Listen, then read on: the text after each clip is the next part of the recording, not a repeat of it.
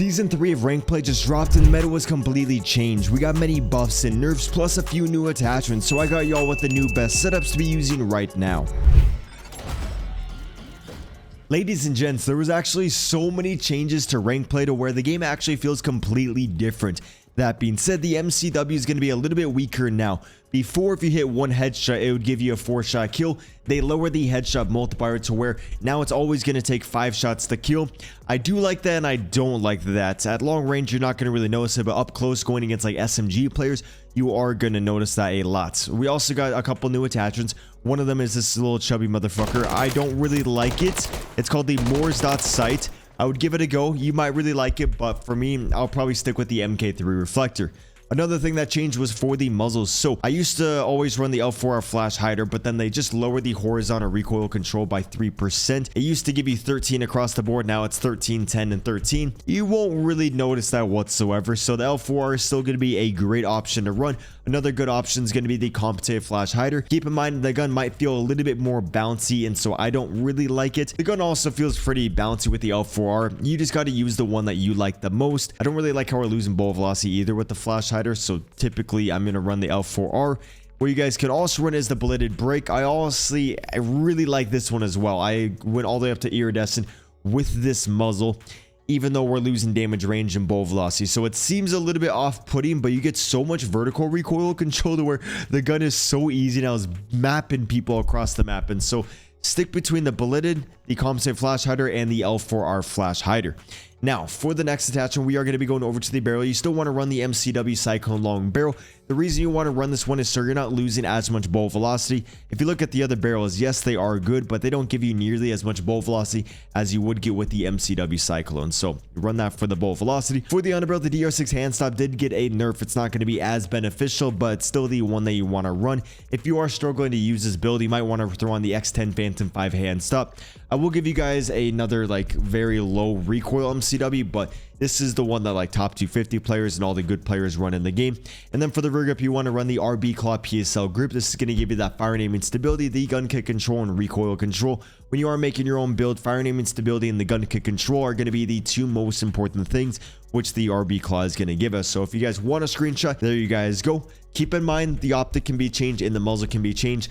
The rest you kind of want to keep these same. For the secondary, rocking the same exact Renetti class. You guys can take a picture. Nothing really different with this guy. And then for the vest, you guys can see we actually have the compression carrier and the gunslinger vest. I don't think people are really going to be running these two because you want to be able to tack sprint for a long time. You want to be able to move around a little bit quicker while also still being able to run your covert sneakers. We also got reinforced boots. This one's going to make you immune to movement reduction effects. So I think it kind of counteracts these stuns and things. You still want to run covert because sound horn is huge and rank plays a little bit slower paced to where you really would hear their footsteps. So you want to be able to go flank and things like that. Covert sneakers, infantry vest is still going to probably be the best, but if you want, you can try out these and, you know, try some other combos, have fun with it. New update day, so mix it up and stuff. I'm just saying pros are definitely going to still be running infantry and the covert. Marksman gloves got a buff, same with the assault gloves. Quick grip gloves, I believe, got a buff as well. You can swap your weapon very quick.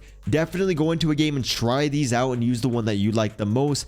Marksman gloves are still definitely going to be the best because they reduce the flinch, so if the enemy hits the first shot on you, your screen isn't going to shake as much. And before, so I thought I was just like bugging, or it's just like I couldn't tell, but it actually was bugged. It wasn't really reducing the sway before. Now it actually is going to be reducing the sway, giving you more of a predictable recoil pattern, overall making these a lot better than they were before. Assault gloves are going to improve the handling even more than they did before. And then ordnance gloves are still good on certain maps if you want to go for nade spots like on Karachi. And then quick grip gloves, you know, like I just said. So go around trying the ones that you want. And then we also got the high gain antenna.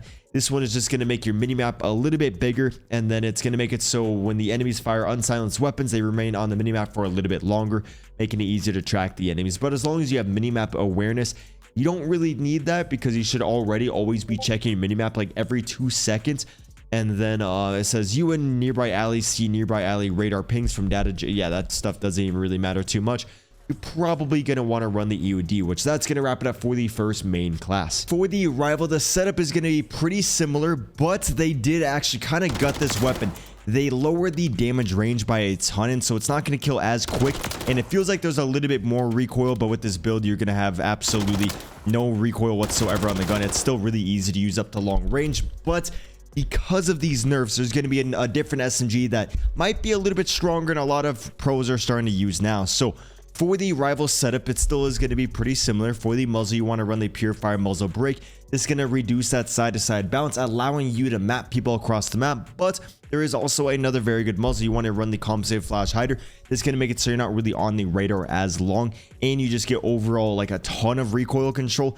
Definitely try out the compensated flash hider and the Purifier muzzle, and then use the one that you do best with. Then for the barrel, you still want to use the clear shot barrel, since this gun really doesn't have any damage range, especially after the recent update. They gutted that damage range, and so you're definitely going to want to run this one, which it also gives you a lot of recoil control, which it does hurt the mobility, but it's not going to be that much. Plus, we are going to be mitigating that by adding the DR6 hand stop.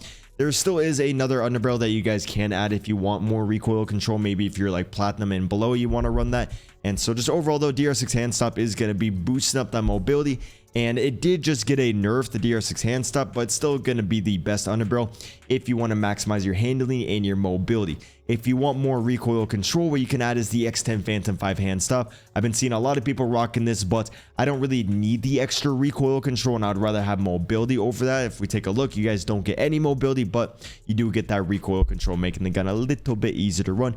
Brewing Heavy is going to be a very good underbarrel. It's not going to be as good as it was before. Before, it would give us like way more horizontal, but after the recent update, they did nerf it a little bit. But Brewing Heavy is still a very good underbarrel if you are struggling to use the gun.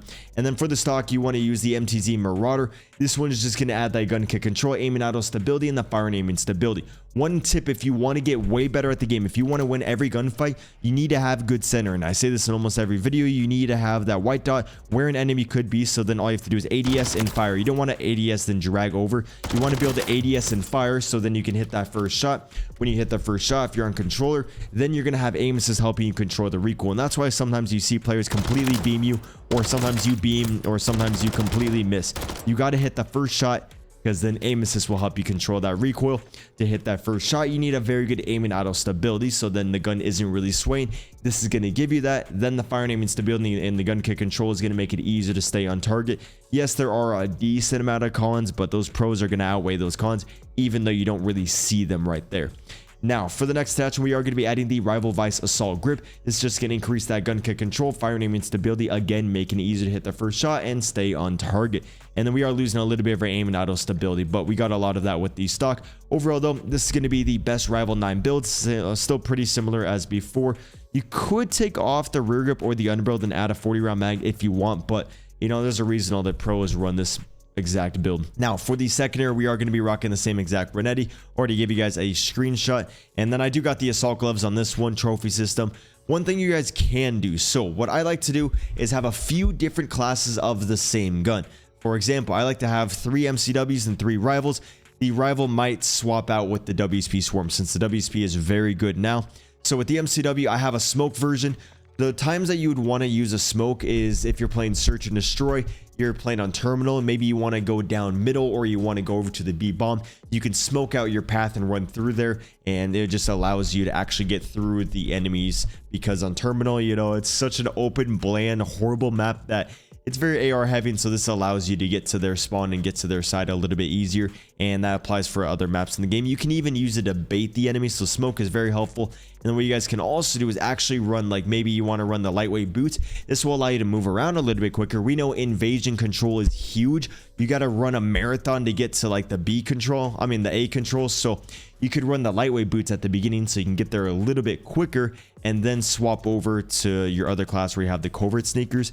And so sometimes, or if the hill, if there's like a few seconds left on the game, I'll use the lightweight boots. And then what you can also pair with those lightweight boots is going to be the field upgrade, the dead silence. So then you can move around the map a little bit quicker. Then when you want to be stealthy, if you have your dead silence, you can pop that, then boom, you got covert sneakers and you have lightweight boots. So that is a very good combo. So you can do little things like that.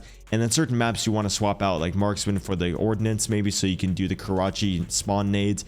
stuff like that. And if you watch the pros, you'll kind of see them swapping their class all the time.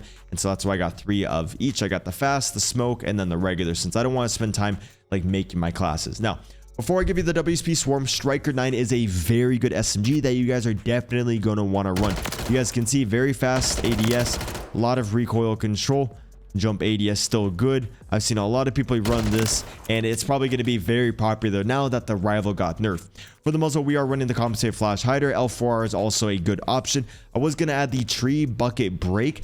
Even on the WSP Swarm, I was going to run that muzzle, but let's see if it does on the Striker 9. Yeah, it seems like there's a lot of muzzle flash. Like, you get a lot of recoil control, but there's so much muzzle flash to where compensated flash hider is going to be the best since it hides the flash. Then to increase that damage range, we got the Striker Recon Long Barrel. Yes, we're losing mobility, but again, those pros heavily outweigh those cons, and we are losing a little bit of our accuracy, but it's fine. And then for the underbarrel, to bring up that mobility and the handling, we are running the DR6 hand stop. Again, if you want more recoil control, feel free to run the X10 Phantom 5 hand stop. For the next attachment, we got the Socken ZX grip just to make the weapon a little bit more consistent. It's increasing that firing aim and stability, gun kick control, and recoil control.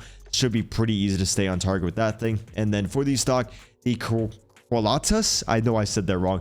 This one's going to add gun kick control, firing aim and stability, aim and auto stability, and just overall recoil control.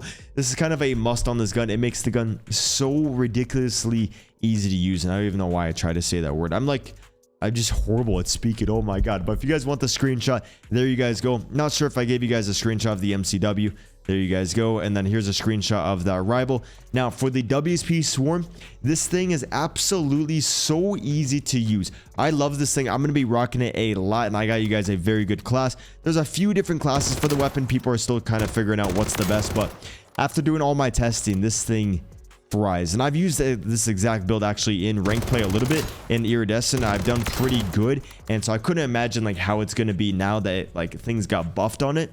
And so for the muzzle, again, we got the compensated flash hider. See, if I add the tray bucket break thing, this thing, yes, it adds more recoil control. You have a good ADS, but look at that muzzle flash. Way too much muzzle flash, so you definitely want to run the flash hider. And then I think the Jack BFB is out of the game. Yeah, so you can't even run that. For the barrel, the reason we're rocking the Reckless 90 is just to increase that damage range while also increasing the recoil control without really hurting the weapon that much.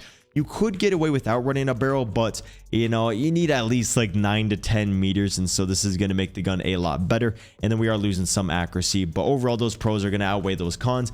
And then for the stock, we got the Fortress Heavy. This thing, you could take it off for the Rampage because you know, you don't really need that much recoil control, and if you add the Rampage, you have a very fast ADS, but I feel like the ADS is already pretty good. I don't know why I start whispering, but if we look at those pros, we get so much recoil control. It is insane, and we're only losing a little bit of our mobility, and so I kind of recommend the Fortress on like every single build. And then for the rear grip, we do got the Marauder grip. This is going to add that firing aim and stability, gun kick control, overall making it easier to stay on target. If you want more recoil, if you want more ammo, I would add the 40 round mag. You don't really need anything else, but I would get used to the 32. But if you really want more ammo, there you guys go. I would take off the underbarrel or the rear grip if you're going to do that. You don't really need an optic on the weapon.